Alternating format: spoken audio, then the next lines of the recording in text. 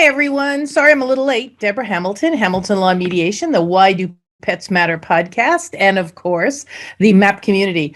I was speaking on the link for another day in November. So got to pay attention to those dates of those links that Rose sends me because I was speaking on the wrong link. Holy Toledo. So welcome, everyone. I'm so glad you're here. And I have so much I want to bring everybody up to date with. But first, I'd like to thank Connie for sending me the information about the big Aussie breeder who raised working Aussies who actually made a plan for her pets so that there was a seamless transaction upon her death. I'm hoping that she had something in that plan for a seamless transaction if in fact she didn't die but wasn't able to keep the dogs, but no, we'll have to see. And then I'll talk a little bit later, but I want to catch up with everybody first. I just sat through a pet trust presentation by the New York State Bar Association with an attorney from Long Island, and it was really good, except it was really good from an attorney's point of view without any real insight into how to have pet owners put together this plan. And the thing that really troubled me was they kept saying that the trustee of the trust owned the property, the pet. And of course, that's not what I have my people in the MAAP program do. So I'm so glad I work alongside attorneys when people are putting these together so that the attorneys understand the position the trustee is standing in, i.e. helping the people get the money out of the trust that you set aside, and being sort of a overlooker of what's going on, but that the real care and responsibility for the pet is given to one of the A's, which is appoint caregivers, your caregivers. And it's interesting. He said, you really don't want to leave your pets to the trustee because he's probably not a really friendly dog person. And I'm like, yeah. I said, but if he's the property, then you really have to make some sort of a plan to make sure that he doesn't possess the property if somebody walks away, and that he understands it's important for him to keep a really good relationship with the person who's taking my pet. So I'll get more into that later, but I want to check in with everyone. I'm going to start with you, Connie. Thanks again for doing the Aussie woman. That was a great piece of information. I'm just wondering if, in fact, she had something, if God forbid she didn't die. Well, my pleasure, Deborah. That was actually sent by a friend of mine from my obedience community here in Southern California. In fact, Susan, who sent the notice on Facebook, lives in the Antelope Valley, where there are a lot of large dog breeders and so large dog breeding facility people. Yes, a community. At any rate, I was practically in tears reading the thing. Because it appears as though the dogs were just kind of left, but with a big kennel facility, and suddenly the property had to be liquidated, and there were dozens of dogs that were in question here. So I would certainly think that anybody who had a big kennel operation like that would have made some provision. So I just thought that was a really good textbook case. To send to you. Yeah, I appreciate it. Yeah, they just think that things are going to happen. They're going to leave money and things are going to be dispersed the way they want. Nothing's written down, which is why you have to make the plan. Right? You got to make that plan, and then you got to appoint caregivers. You have to address the needs of the pet, which is imperative, and then you have to publish it with the people who are going to carry it out, as well as the people who are going to watch, your attorney, your trustee, your veterinarian, because it's so important that those plans are known by so many people so that I can keep Kieran in line when he's trying to follow Sally's plans, and I can keep Connie in line when she's trying to follow Krista's plans, because that's really the working relationship you want to set up before your pets go away. Not your pets go away, but you go away from your pets or can no longer take care of your pets. So I'm going to check in with you, Krista. How's everything? Hi, Deborah. Thanks for having me. This is exciting. Everything is good. And your episode was recently released on my podcast. And I know you got other people thinking, and you got me thinking, of course, that, we have a trust, and Winston is in there with just one caregiver. But after learning from you, I just feel like there is a lot more that I can do to be proactive. Yeah, there's got to be a lot of redundancy there, because God forbid that one day that person isn't able to answer the phone or isn't available. You always have to have at least 2 or 3 people. We're constantly, I'm going to check in with you next, Susan. We're constantly reminding everyone to have a note in a very prominent place. God forbid, you're on the floor and animal care and EMTs are in, they're going to call animal care and control to take your dog if nobody's there. But if you have a sign on the door that says, leave my dogs alone, call one of these 3 people, and hopefully one of them will pick up when they call, because you have to hope. And they'll tell you, they'll tell animal care and control or EMS, leave the dogs where they are. I'll be right over. And I always also suggest the nosy neighbor, because the nosy neighbor is that person who's going to see you being carried out and tell them, just leave the dogs. Here's a piece of paper that Krista gave me that said, in the event of an emergency, call these 3 people. It's also up on the refrigerator, and the letter will say, Mrs. Nosy Neighbor can take care of my pets, and she knows who to call, and leave my pets alone. Because what we don't want to have happen, if we can avoid it, sometimes it can't be avoided, and it's not a bad thing. Your dogs aren't left alone in the house. But if we can avoid our dogs going to animal care and control, that's like number 1, fabulous. Because then, during COVID, many people went to the doctors or the hospital because they weren't feeling well, and they were admitted, and their dogs were left alone because they didn't realize they were as sick as they are or were. And then they didn't get out of the hospital for weeks. And by that time, the dogs had been taken by animal care and control, held for the statutory amount of time, 3 to 5 to 7 days, given to a shelter, and maybe adopted. And once they're adopted, as you know, Krista, they're gone. You can't get them back once they're adopted. So if you can't answer the phone, especially during COVID, people couldn't answer the phone and tell them, no, hold on to my dog, or no, I have somebody, to take my dog. If it gets picked up, it can actually go through the system, which is built to secure the fact that animals don't live in homes alone and everybody forgets about them. Like Connie said, these dogs are at a beautiful kennel facility, but then the person died, and who knows who was going to the kennel facility to take care of the pets, and then all the pets were dispersed with whatever they could do. You really want to have control of that. You want to know that the animals are going to go to Mary or Steve or Luann. You want to know where the dogs are going to go if something happens to you. So when you have your trust, the trustee is the person who's going to be handing out the money, shouldn't be the person who's taking care of your dog. I'm just saying, because you'll have the longest lived or shortest lived black dog in the universe. So you really want to make sure that the person who's taking care of your dog is someone who is paid by the trustee. And I said this the other day when this guy gave the pet trust talk. I said, he was saying, you leave all this money in the pet trust. And I said, you really should just leave enough money in the pet trust, my opinion, to get the dog from point A to point B with a bag of dog food. Because like me, if one of you left your dog to me and I was the caregiver of the dog, I would know I would be taking care of that dog. And I wouldn't say I could take care of the dog if I wasn't financially able to take care of the dog. Is it great to get $1,000, say, and be done with it? Great. Because the other thing he didn't answer, which drove me nuts, was whether or not you should make it revocable or irrevocable.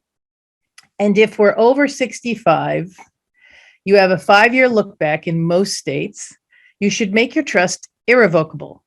Because if something happens to you, that money can be clawed back into your estate. So if you've left $10,000 for your dog's care and it's revocable, and you get sick, you might lose that money in the trust because it'll be clawed back into your estate. I had a wonderful geriatric attorney who said to me, did you know this? And I said, I never thought of that. I have so many great friends who point out the flaws in my program, which I love, because I would never have known that the trust should be irrevocable. But that's why I say only put $1,000 in, because, if in fact the trust outlives the pets you have, I know everyone on this call is going to have a pet for the rest of their lives. So nothing's going to happen like that. But at the end of the trust, if it's $1,000, you give it to AKC Canine Health Foundation. You give it to Wag Out Loud's charity. You give it to the ASPCA. You give it to whatever rescue you got your dog from. That's what you leave it to. You leave it to that group so that the money goes somewhere else. Never leave the money to the caregiver, even though that's really nice. The caregiver should go through the money because you're not leaving that much. But if in fact it's a residual in the account, then you leave it to the last person. And I always say, you have these 3 caregivers that you're going to set up to be your main points to get the pets if something happens. Then you either appoint the rescue where you got the dog because they did such a great job giving you the dog, or you have a breed specific rescue that you're going to appoint to take the dog and place the dog if none of the people who you appointed can take the dog at that time. Either they can't financially, they've moved and they don't have the room, or they have a dog limit number.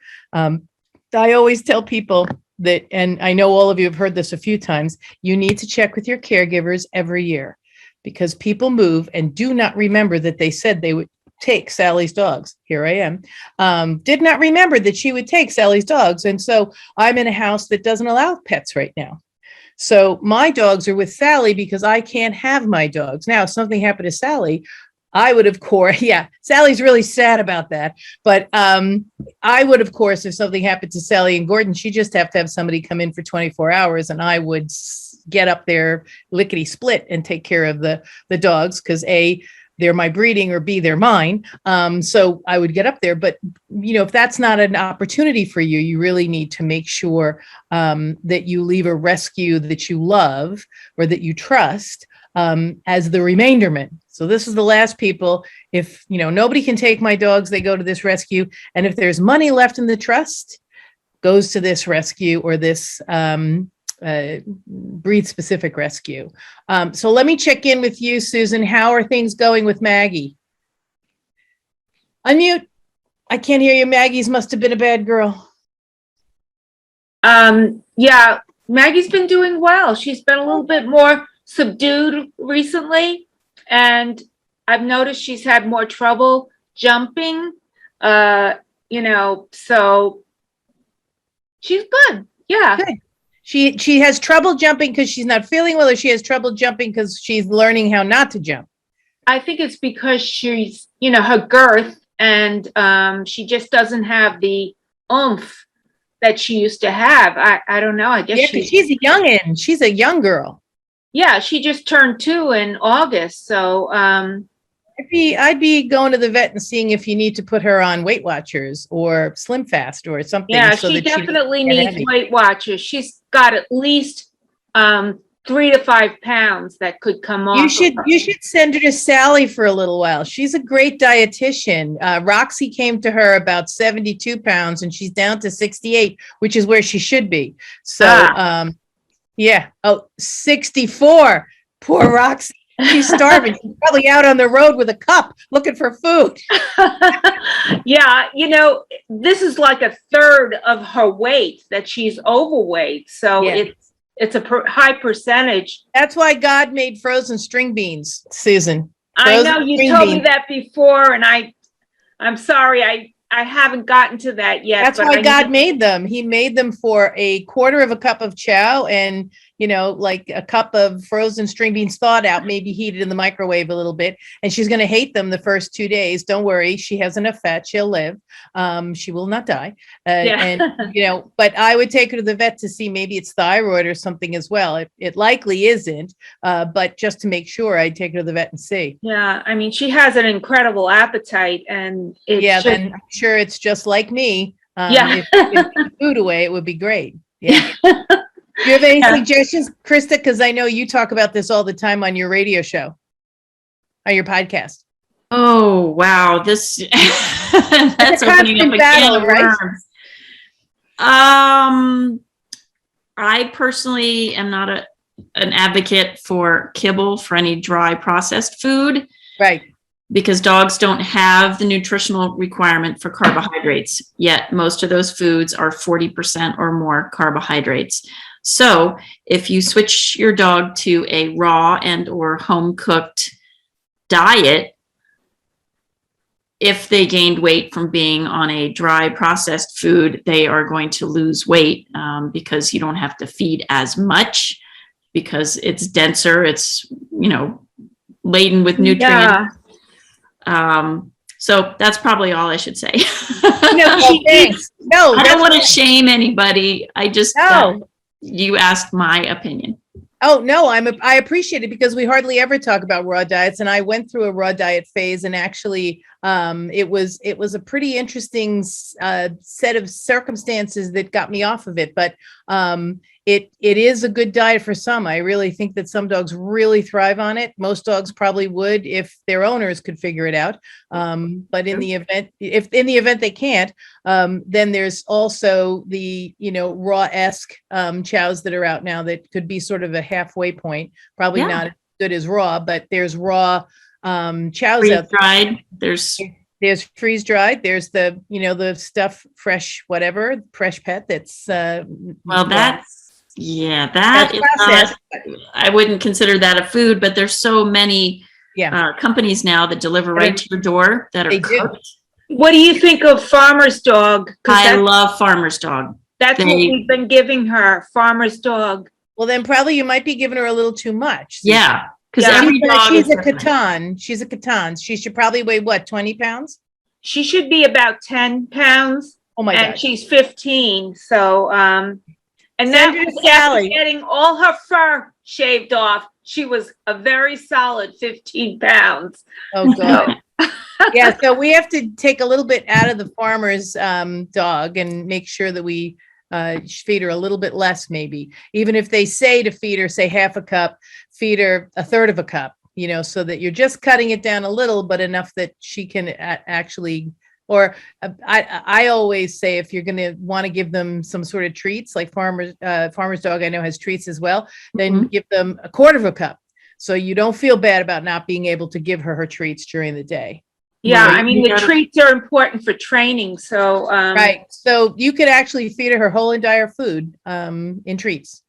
There is nothing wrong with that. Feeding her good treats, nothing wrong with that. I mean, not at all. So thanks, Chris. That's so much good information. I think I'll have to look up again whether or not I want to switch over. I have no dogs now, so I have time to do research and do that. That might be a good thing. I'm happy to help you out. Perfect, because Junie wasn't gaining weight, so he has the opposite problem. He wasn't gaining weight, so we'll have to see. I think actually the handlers might have him on that now. That name rings a bell. Sally, how are the girls? Girls are great. It was 61 degrees on the East Coast. Oh, so the girls are loving it. Yeah, we took 2 very, very, very long walks, and they're sound asleep after, of course, their dinner. And the girl who's on the weight loss diet, I just give her about 25% less than the girl we're trying to gain weight. Yeah. So, they and the girl, food, and is the girl who you want to gain weight keeping it down as she gobbles it to make sure that the other one doesn't eat it and then throws it up? Yeah, it's very interesting, though. I have to be very speedy because the second the girl that's on the weight reduction diet stops, the one who is on the one runs to see if anything is left in the other bowl. So I have to be very alert, or she's eating what's left over. You're a watchdog, so to speak, of the food. Yeah. You're the watchdog. Absolutely. It's working. We've got one girl at 52 pounds and one at 62 pounds. So wow. Yeah. So well, there, and I know that Roxy is incredibly solid. She's a solid girl. Yeah, and she's fabulous, and I can finally see her ribs. Part of that's due to a terrible haircut, but I can see both of their ribs, so it's wonderful. Yeah, that was I'm glad you didn't go to that beautician, even though you had a long time at the beautician. Yes, I know. I was going to comment. It looks absolutely beautiful. Well, thank you. Much better than the dogs. Absolutely. So tonight, I just wanted to, again, reiterate, I'm going to put Kieran on in a minute because he has a big announcement to make and we're really thrilled. And I know, Christy, Kieran, so he's going to make a big announcement. So before I do that, I just want to, again, say when you're talking to your attorneys about pet trust, don't get frightened if they say, no, you can't do that. No, you can't do that. Either tell them, well, this is what I'd like to do and we have to work my plan.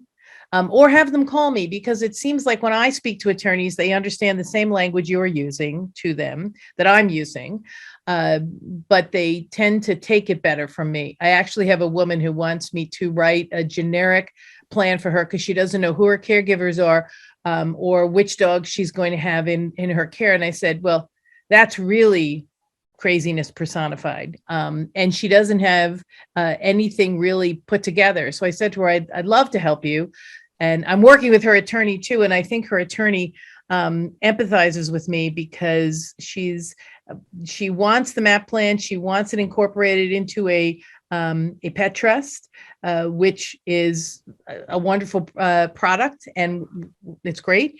But she doesn't have any of the information to make a plan. And she hasn't addressed the needs of the pet. She wants that to be generic too. And she doesn't have any of the appointed caregivers.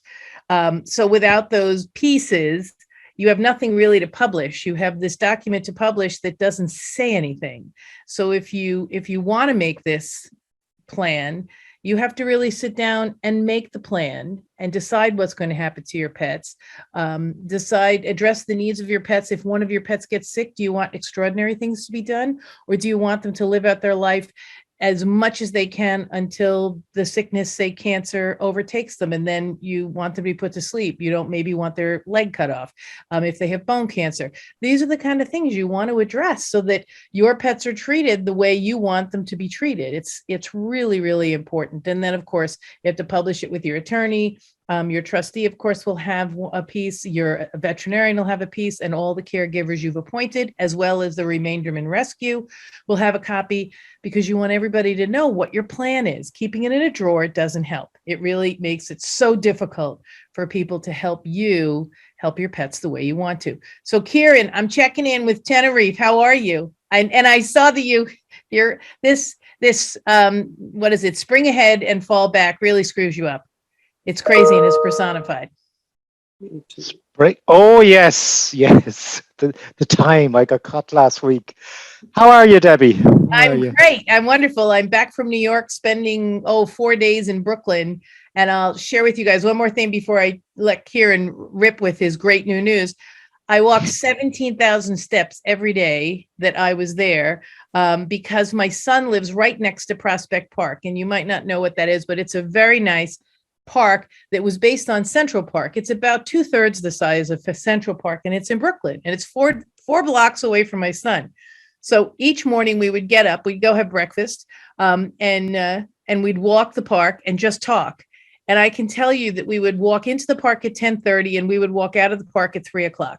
And neither of us knew how long we had been in the park. Nobody took out their phone to look. No, I mean, well, he did because he kept getting us lost. And I climbed a few extra staircases there that I probably didn't have to, because then I had to get down the staircases. But it was a beautiful weekend, lots of things to see, the botanical garden. But I have to tell you that it was really fun to just unplug. So I was really glad. But now I'm plugged into Kieran. Kieran, tell us what's up with when your child asks for a dog, One-Eyed Leo crafts the conversation, guides the conversation.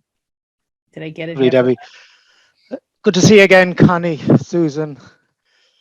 Yeah. So sorry I missed last week. Two maybe I'll go back slightly to a few days before last week, which is the book got onto the Dogwise platform, which is the expert's choice. And that involved going through a review by experts. So it certainly gives it a lot of stability and credibility as being an expert's choice. And then a few days ago, or go back a week ago, I see you had Tom Van Winkle on your show. Yes. And I did get to see the replay. and I see there was a lot of action in the last 3 minutes, which was very nice. And so anyway, the American Pet Parents Association contacted me on the Friday. We closed a partnership agreement with them on the Monday. Oh, wonderful. So the book will be going out with the MAAP plan in the back of it to its members. Oh, wonderful, wonderful, wonderful. That's so fabulous. So it's a very important milestone for the book, because it's if you like, it's the first mass organization that's taken it up now. And strangely enough, since then we've had 2 other approaches from a UK company, and we've come to an agreement with a Canadian company as well. So it's sort of, it's now moving at, I think, possibly one new distributor every 2 days at the moment. Do you know what I thought of when you said Dogwise? I was going to ask you when the book was published. Was it published before or after September, like 15th? Oh, we have had 23 revisions of it, so it's quite possible it could have been before. Okay, because Dog Writers has a competition, and I think you have to get your book in. It has to be published in the year. So if you didn't get it in, if it was published before September 15th, then you didn't get it in for this year. That's what happened to Nipped in the Bud, Not in the Butt. I didn't realize I had to get it in for the year before because I published it like on September 7th and had no idea about Dog Writers. So it didn't submit. And so it was late and couldn't be considered the next year.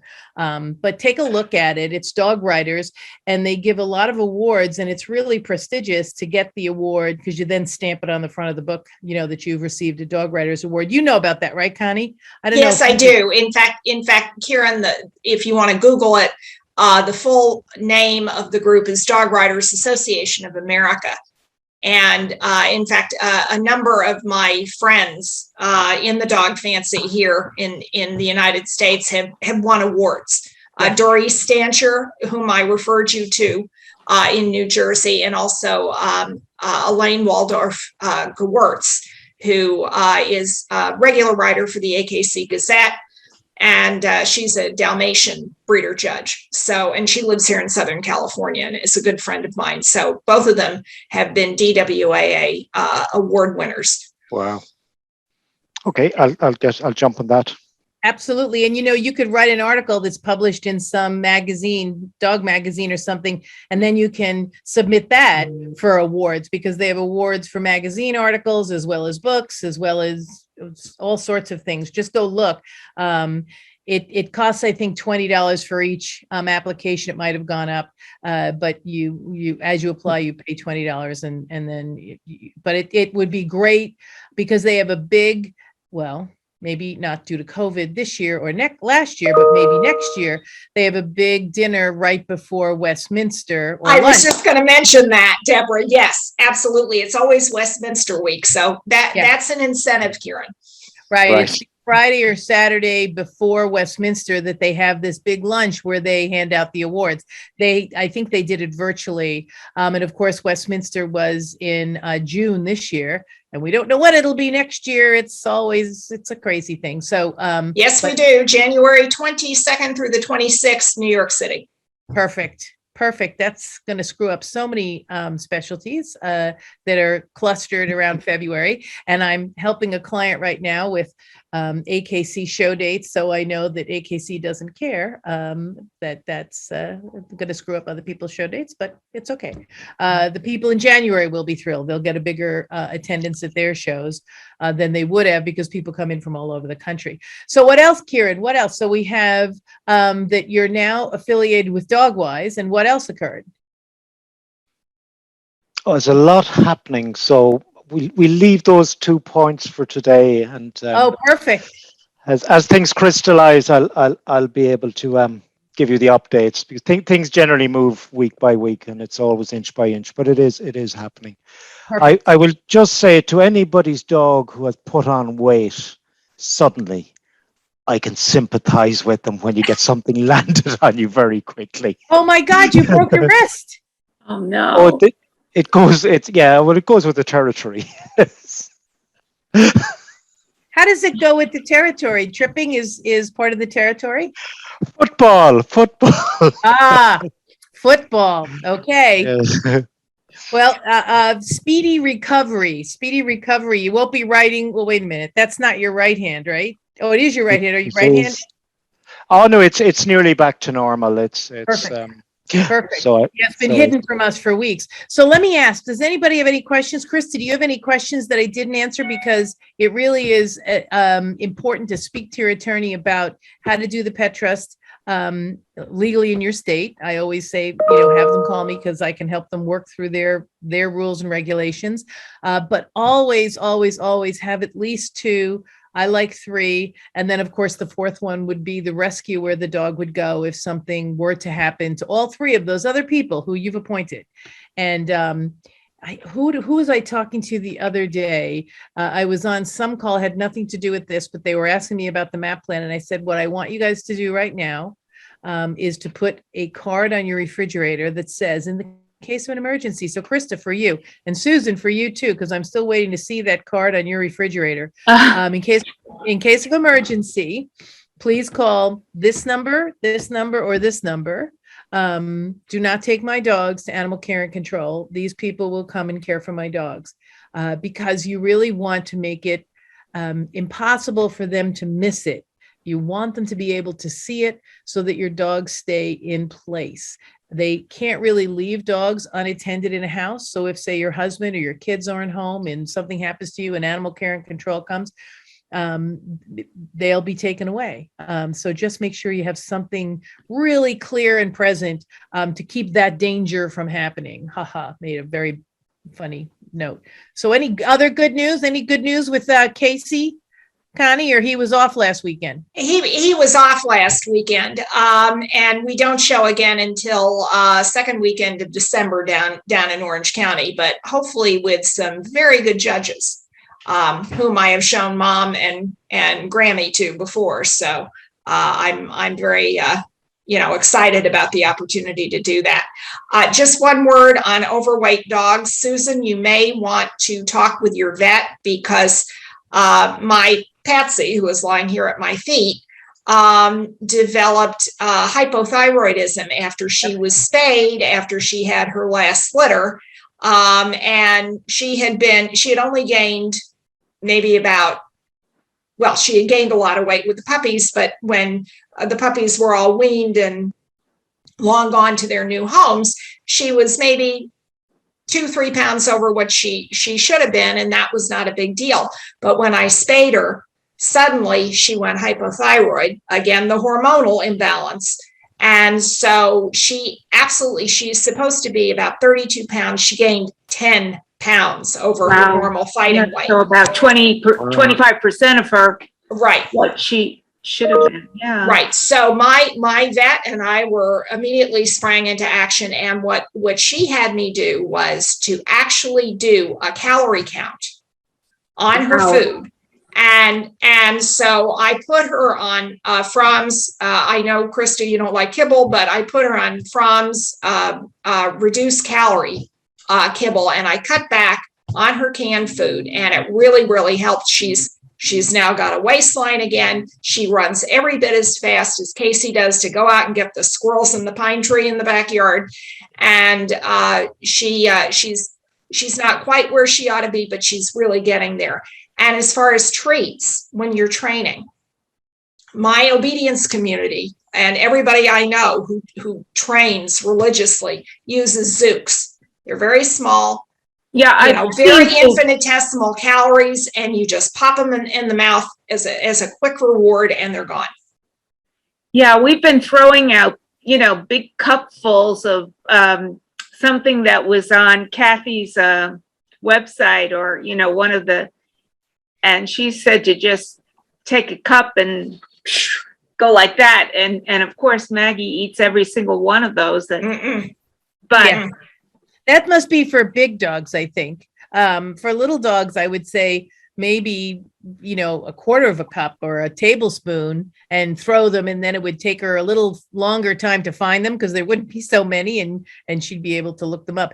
It's always a crapshoot because you really want to reward them when they're doing good things. They always want a treat. I know that I'm not very good at making sure my dogs stay away from the treat jar, as I am not very good at staying away from the treat jar. So it's genetic.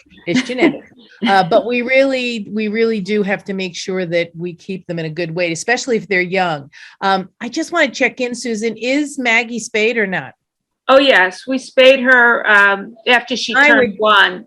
Then I would definitely go to the vet and see if she's having some sort of a hormonal issue, because you never know. It could be that she's just eating a lot, but this will at least rule all of that out. So when you're giving her much less to eat and you're using Farmer's Dog, which is a great food, on its own, but Yeah. you're giving her less than enough for an Irish setter. You need to give her enough for a Catan, and Yeah, they maybe prescribe the amount to give when they send it to you, but that might be enough for a already in good weight Catan. And you might call Farmer's Dog and say, listen, my Catan has gained significant weight. What can I do? I mean, they'll absolutely pick yeah, up they're the very phone. good there. Actually, you're right. Yeah, that's just a call them good- up and say, my Catan, what should I do? And they'll say, cut your food in half. Give her one bag. Say she's supposed to get one bag twice a day. Give her one bag once a day for like a week. See how she does. And that might be all it takes. And that would work out great. Yeah, I think getting the thyroid check would be a good thing to do. And Yeah, I know that's the issue with spaying, because whether you spay them when they're older or they're younger, the shift in hormones sometimes can trigger things that you had no idea that was going to trigger. So it's always a good thing. I know that's the reason Roxy gained weight, because she's hypothyroid and we never checked her out, and she's probably starving to death. But oh no. But anyway, guys, I'm so glad you're here. Oh God, we're running over as always. Anybody have a question left for me? If not, I am going to let you go. Krista, I loved being on your program. I hope you had a really good response to the podcast, because I had a great response to your podcast. Yes, I did. Thank you. You're a wealth of information. If I can just ask one question. Sure. You mentioned that if you're leaving money for your dog, for the caregiver to take care of your dog, you said that the trust should be irrevocable. Yes. So you should put a little money in it and make it irrevocable, because unless you don't care if you donate $5,000 to the rescue, which might be fine. But once you make it irrevocable, which means you can't get the money out of the trust again. So if you don't if say you have a dog until you're 72 and you live to be 90, right? Right. It would be a horror of horrors, because how would we want to live to be 72 to 90 without a dog? But I digress. But you wouldn't be able to get that money out. That money would then, upon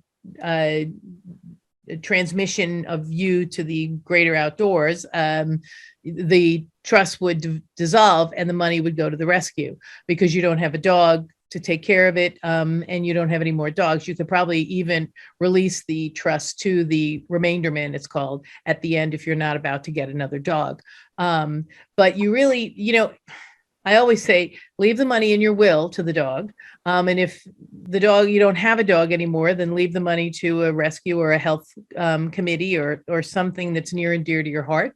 That would be fine. But there's always got to be somebody who's going to take in the event when you pass that you don't have a dog. The trust is immediate. And what he did say yesterday, which I comment on all the time, wills have to go through probate. So if you don't have an intestate trust to be able to work immediately upon your incapacity, whether you're dead or alive, then your dogs are going to have to wait for your will to be probated. And that's a long time. And then people don't get that $1,000 to buy a bag of dog food and transport the dog.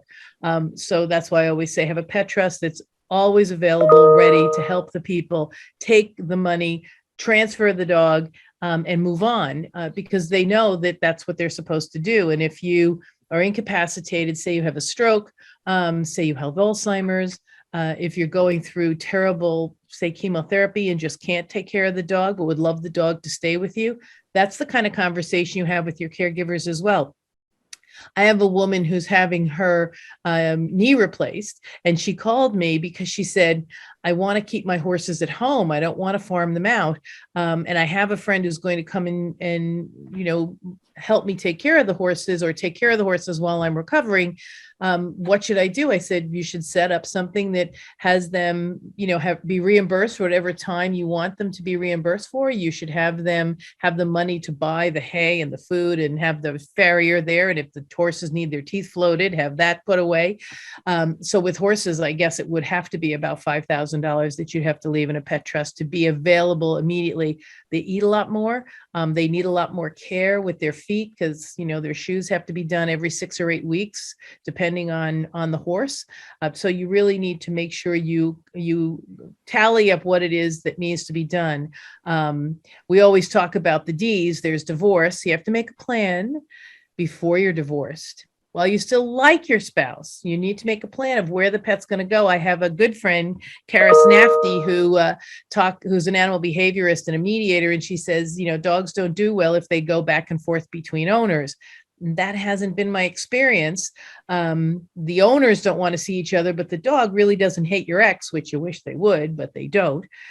So if you have to give the dog to a kennel, or you have to go away on a long trip, the dog would be so thankful that I give the dogs to Kieran for that time. And Kieran says, great, I only have them for 2 weeks in the summer, maybe. And then whenever you travel, that's great. But that has to be worked out before you both hate each other, so that you have that agreement to fall back on for your animals. So that's divorce, death, dementia, delay, deployment, disease, disaster. So all the fires and things like that. If you have animals, God Almighty, please do not wait until the final call. Leave early, and make sure that if they're forecasting a hurricane to hit you head on, make a hotel reservation at the first sign of disaster, and don't make it on Priceline.com or Bookings.com, because then you can't cancel it. You have to pay full price. Get AAA, but you have to make sure you can cancel it within 24 hours. So if the hurricane doesn't hit you, you can cancel it. No harm, no foul. But if it does come, you need that room. You have a room in place. You need to think of that before. You need to get out with your animals before. In California, if the fires are coming and they're close enough that if the wind shifts, you're in trouble. You leave. Please move your horses. The dogs go in the back of the car. Great. The horses, when I saw all the horses on the beaches in Southern California last year, I just said, well, I'm glad they had the beach. I'm glad the fire didn't come down to the beach. But really, I know it's hard to move horses. They are not easy. I get it. And they don't like to move very much. However, it really makes sense to try to get them away from the fire sooner, so that you're not standing on the beach with 7 horses. You just have to think about that. So on that happy note, any more questions, Krista? You're good. Is there a place where we can get a pet trust template? You can't get a pet trust template because you have to go to an attorney to build a pet trust, because that's a legal document. The MAAP plan, which is the template where you learn how to plug in everything, absolutely, you can get that from my website. But as far as the pet trust, that's different state to state. And that's why I always say, have your attorney call me, because I'll help them go through it in a way that's going to complement. What I asked this guy as well was, what about referring to a document outside? Well, we don't trust those. And I'm like, of course you don't trust those, because you can't rewrite your pet trust every single time if it's referred to outside of a document. But if the people understand what they're doing with the document outside the pet trust, it isn't untrustworthy.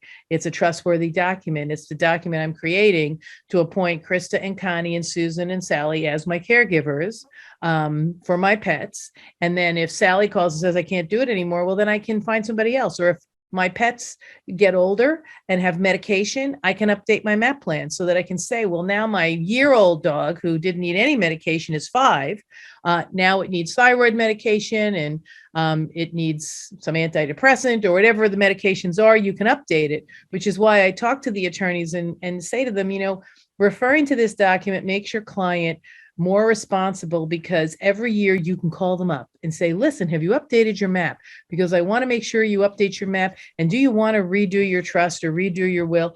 Well, they're more likely to redo it every 5 years, your will, which you should do every 5 years, if you have a touchstone with them, which is, how are your pets? Is the MAAP plan up to date? Let me know. Send me your newest MAAP plan.